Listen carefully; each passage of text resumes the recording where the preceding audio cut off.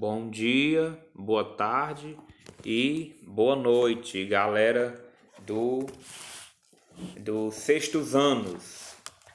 A gente vai continuar hoje nossa aula de história, né? Conversando aí hoje na página, a gente começa ainda falando sobre o mundo grego e a democracia grega. Tá certo? A gente vai aí para a página 137. A gente vai ler esse texto e a gente continua conversando sobre esse texto, tá bom?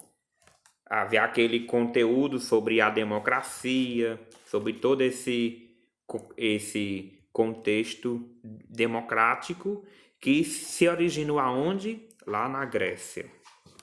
E aí nessa página houveram as transformações da polis. Polis é o quê? Não é a boneca não, viu? Aí é a política dos gregos. Viu? Porque nós vimos na aula passada que o termo política originou-se da palavra grega polis, que significava o quê? Cidade. Então, cidade para eles era justamente a polis. Daí veio o nome política, lá dos gregos. Tá certo? Então, como visto no capítulo anterior, o crescimento demográfico dos gênios originou as cidades e estados gregas. Nesse período, o direito à participação política era concedido apenas aos proprietários das terras mais férteis, os aristocratas. Eram eles que participavam do governo e ocupavam os cargos administrativos. Então, nessa página aí, né, que vocês vão ler, ela explica para nós que existiam aqueles governos oligárquicos, tá certo?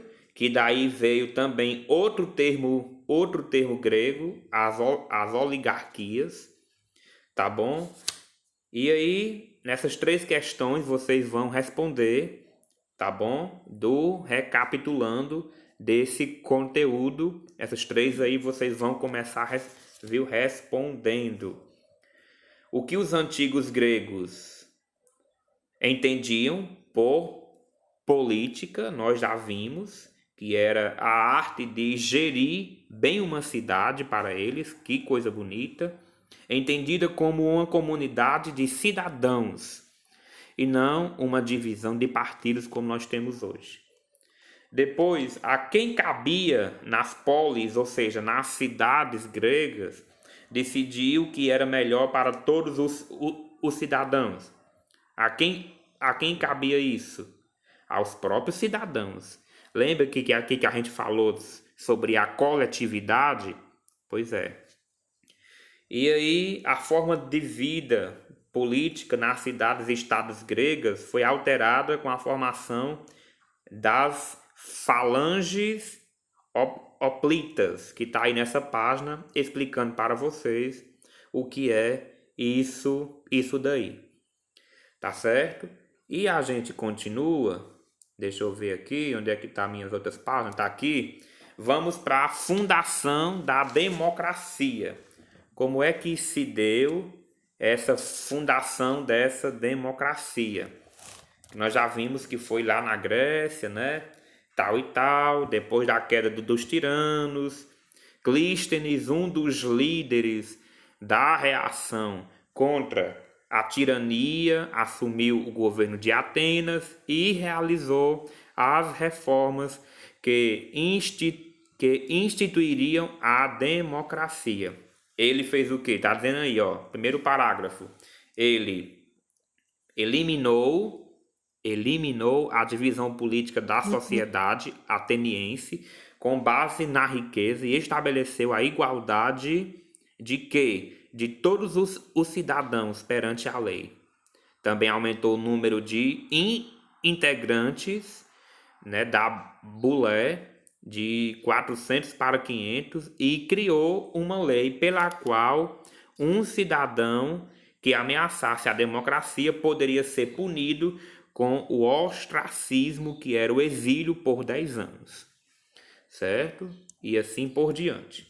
E aí nesse gráficozinho aí ao lado, ó, tá vendo aqui, ó? Aqui, ó. Nesse gráficozinho de pizza, né, que é dividido em partes, tem aí o quê? A cor amarela é cidadãos, a verde, mulheres e as crianças. A vermelha, escravos. E o azul, os estrangeiros. Vocês vão resolver essas 3 questões aí, onde tem explore, com base neste gráfico, certo? E vão responder também essas 2 perguntinhas 4 e 5 com base nesse texto aí dessa página. Entendido? Ok. Mas esse aqui é do 7º. Viu? Então tá aí. Hoje eu vou passar isso para vocês, né? Contextualizarem ainda mais isso que nós estamos trabalhando aí com vocês. Tá bom? Resolvam, me entreguem, façam a leitura dessas páginas, tá bom? Para a gente poder contextualizar e botar na nossa cabeça ainda mais essa questão da democracia ateniense, grega, e que reflete diretamente na nossa democracia.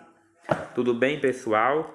Conto com vocês, conto com o apoio de vocês para a gente fazer um bom trabalho. Beleza?